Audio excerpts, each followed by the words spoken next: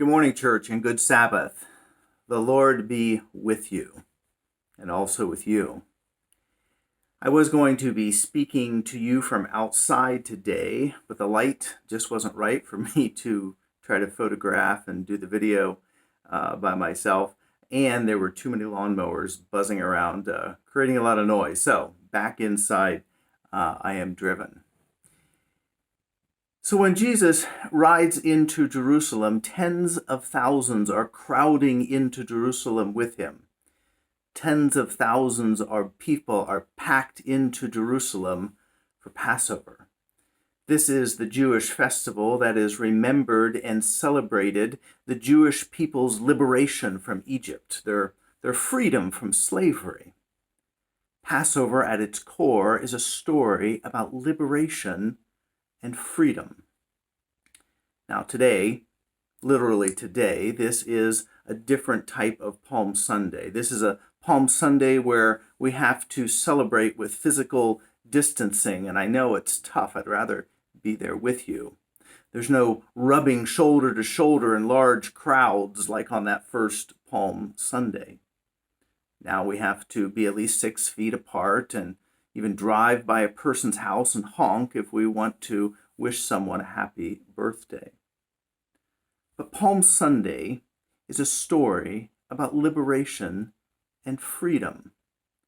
Remember, Jesus is riding into Jerusalem to offer a new story of liberation and freedom.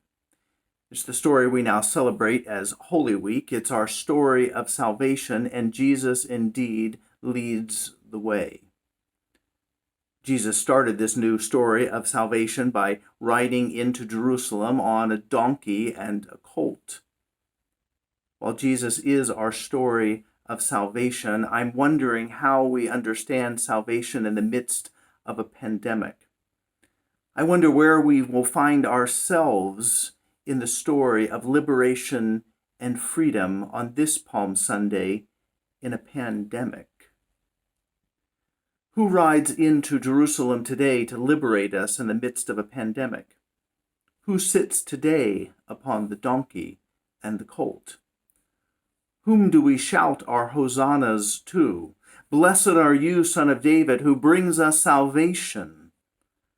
Of course, Jesus brings us our ultimate salvation. But who brings us salvation in the midst of pandemic? Who do we shout our hosannas to this day? Who brings us liberation from a pandemic? Well, I offered this incomplete list for us this morning to contemplate on. Blessed are you, scientists and epidemiologists who are working 24/7 to find a vaccine for COVID-19.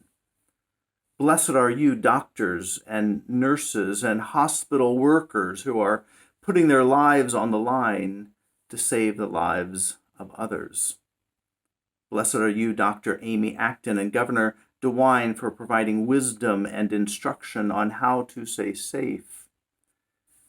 Blessed are you, those essential workers in grocery stores who put themselves in great danger by just going to work so that we may eat.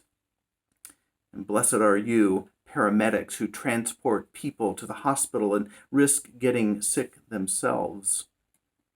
Blessed are you, home care health workers who enter into homes and care for those in need.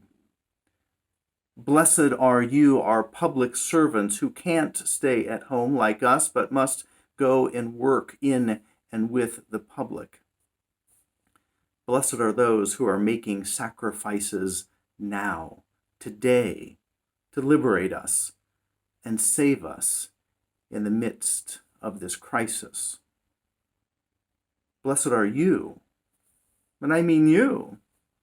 Blessed are you as you do your part, as you do your job of physically separating yourself from others. Blessed is the business that is making ventilator parts, or the person who is making masks at their dining room table this morning.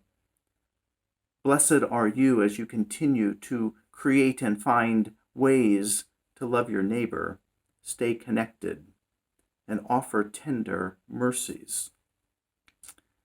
The good news I find in part is that people are loving more deeply these days, are more compassionate than ever these days. And the good news is that liberation and freedom will come. Hear that again. The good news is that liberation and freedom will come. All of us are riding the donkey today to help usher in liberation and freedom from this pandemic. We all have our part to play, and we give thanks for each person who is playing their part. Now you know that no great story of liberation and freedom is an easy one. Jesus' story of liberation and freedom for humanity cost him his life, and Holy Week is before us to remind us of that. Let us all ride the donkey and do our part in this story of liberation and freedom, this story of salvation. Let's remain vigilant and hopeful. May the Lord bless you and keep you. May the Lord make his face shine on you and be gracious unto you. May the Lord look upon you with favor and grant you peace. Amen. See you next Sunday. Let us go in peace and serve the Lord. Thanks be to God.